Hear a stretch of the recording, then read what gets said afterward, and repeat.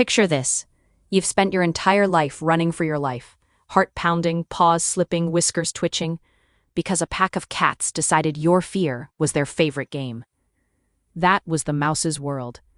Day after day, corner after corner, it was always the same script. The cats stalk, the mouse sprint, the laughter follows. Not hunger, not survival, entertainment. And when you live long enough as the hunted, you learn something most predators never have to learn. You memorize danger. You read shadows like their headlines. You can tell the difference between I'm safe and I'm safe for now. Years pass. The mouse gets older, wiser, sharper, quieter. He doesn't run on panic anymore. He runs on pattern. Then one day he finds himself back in that same territory, the same broken stones, the same bitter wind, the same smell of old trouble. Instinct hits first. Where are they? No cats. No paw steps, no snickers, no twitching tails. Just silence. Until he hears it. A sound that doesn't belong in the open air, raw and desperate, bouncing off rock like a confession. Screaming. The mouse follows the noise to a wide, jagged pit in the ground, like the earth itself has cracked open. He creeps to the edge and leans over. And there they are. All of them.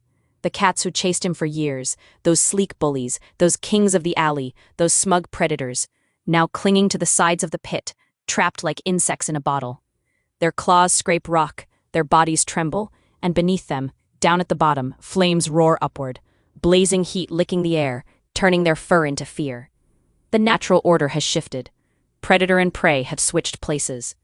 If you've ever heard the phrase, karma is a bitch, this is what it looks like when it grows teeth.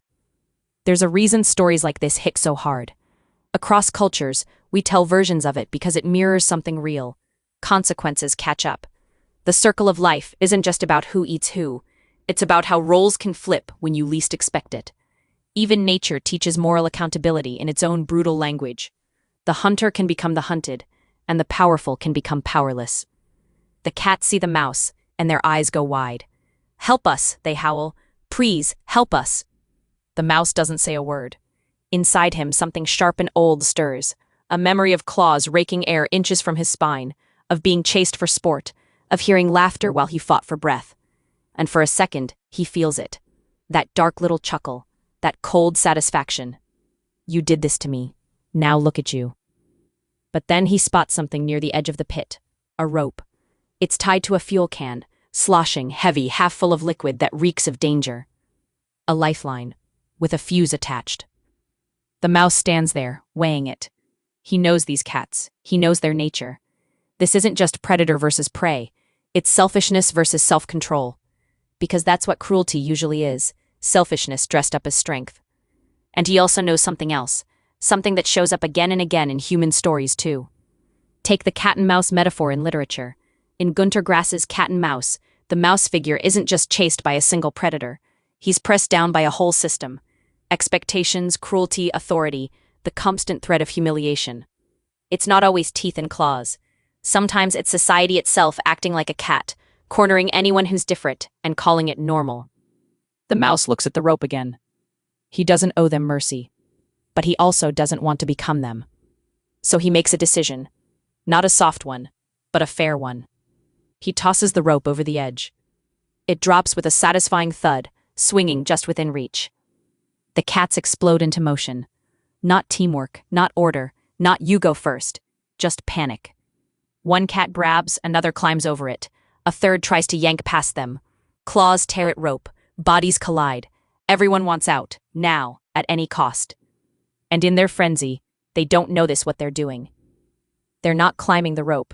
They're pulling it down.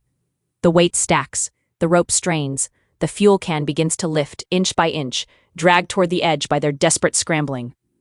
The mouse watches, silent, steady. He gave them a chance, but he didn't change their nature. The can tips. Time slows for a heartbeat. Then the fuel spills, slick and shining, cascading into the fire below. And the pit becomes a furnace. Woomph. A roar, a flash, a violent bloom of flame that swallows screams mid-syllable. And just like that, gone.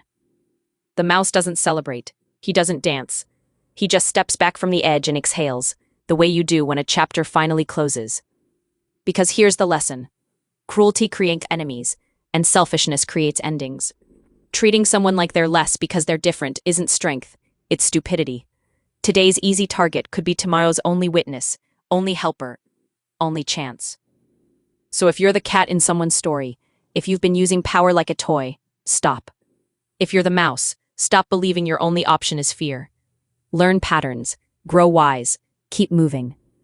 And the next time you're tempted to laugh at somebody running, remember, the ground can open, the roles can flip, and karma doesn't need your help to do its job.